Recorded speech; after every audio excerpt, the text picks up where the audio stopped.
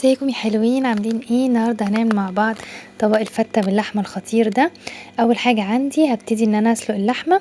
اما بنيجي نعمل وجبه فيها لحمه او فراخ بنبتدي بيهم الاول لان هما بياخدوا وقت اطول في السوا.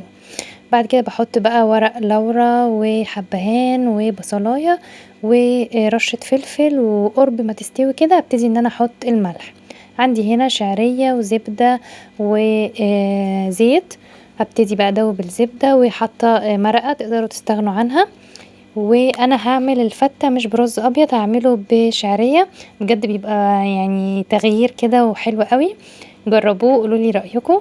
هحمر هنا عندي كميه الشعريه ونزلت عليها بالرز. هبتدي املح بقى التمليحه بتاعتي وازوده ميه واسيبه لغايه ما يغلي، وابتدي ان انا اوطي عليه واسيبه بقى يتشرب براحته. هبدأ بقى هنا اعمل الصلصة بتاعة الفتة.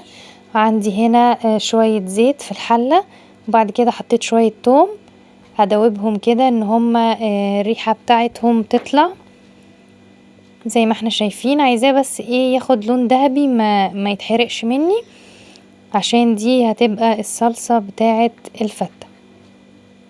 وهنزل هنا يعني ربع كوباية خل كده. وبعد كده الصلصة ضربها في الخلاط، طماطم وعليها معلقتين صلصة كده عشان تحمر معايا. طبعا بقى احط ملح وفلفل وممكن شوية زعتر، مفيش اي مشكلة. هبتدي بقى اللحمة عندي استوت هنزل بيها في الصلصة الاول تتشرب من الصلصة. بجد الطريقة دي بتبقى حلوة قوي.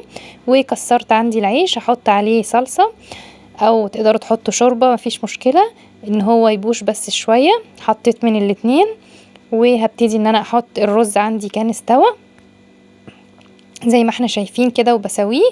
وابتدي بقى احط الصلصة اللي احنا عاملينها بالثوم. بجد ريحتها تحفة جدا وطعمها جميل جدا، وجربوها برز بشعرية هتعجبكم.